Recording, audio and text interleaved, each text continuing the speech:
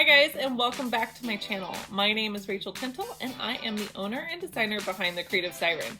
Now this week we are switching things up a little bit. I was challenged about 2 weeks ago by the amazing Jessica Flynn to do the Bad Ombre challenge. And I have to tell you guys, I had a lot of fun with this. Now, ombres and glitter sometimes just aren't in my wheelhouse, so I don't do them as much as I, work with clay or I work with painting. So this really put my skills to the test. And I just thought it would be so much fun to take Jessica up on this challenge and really see where my skill set lies. I had a blast doing this. I got to laugh at myself. My whole family was laughing at me on the sidelines. And so I hope that you guys really enjoy watching it too, and it gives you just a good little chuckle. So without further ado, let's just jump right in.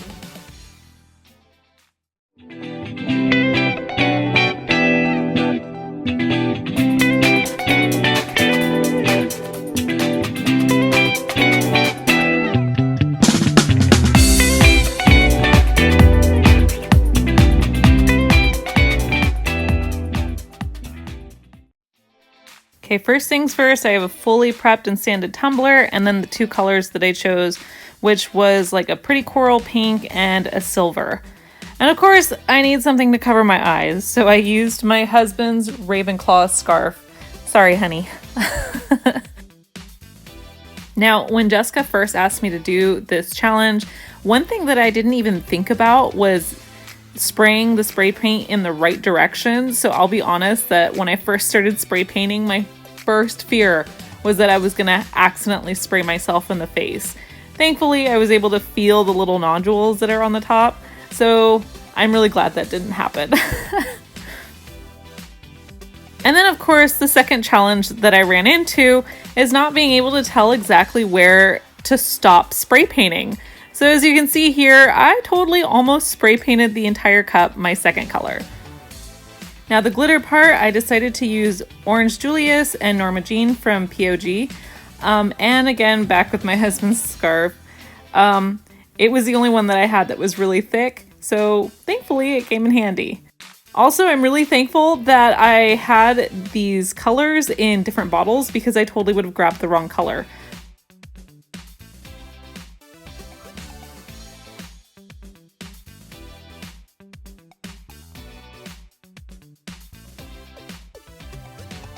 Whoops, missed a spot.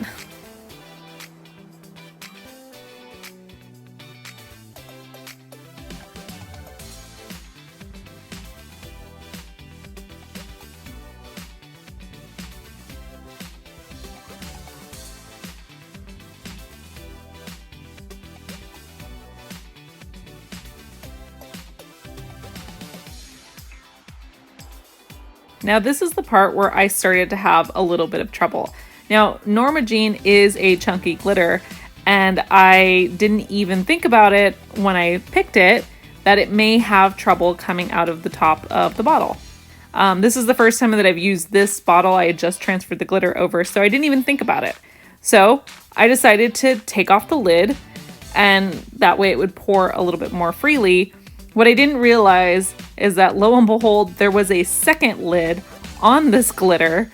And I could hear it, when you're pouring it out in the paper, you can hear that it's not really coming out. Sure enough, there's a second lid. Like, who puts a second lid on a bottle? After that, it was pretty smooth sailing. As you can see, it poured almost too fast. I have to say, knowing that glitter is not 100% my thing, I'm pretty proud of how this turned out. There was a pretty good missing area at the top of this cup, so I did go in and fix it before I epoxied it. But other than that, I pretty much kept it true to how it is because I liked all the little flaws.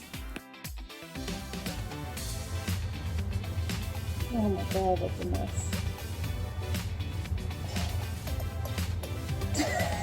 mess. Thank you guys so much for watching me while I do this challenge, and thank you so much to Jessica Flynn for asking me to do this. This was so much fun, and I implore all of you guys to try it.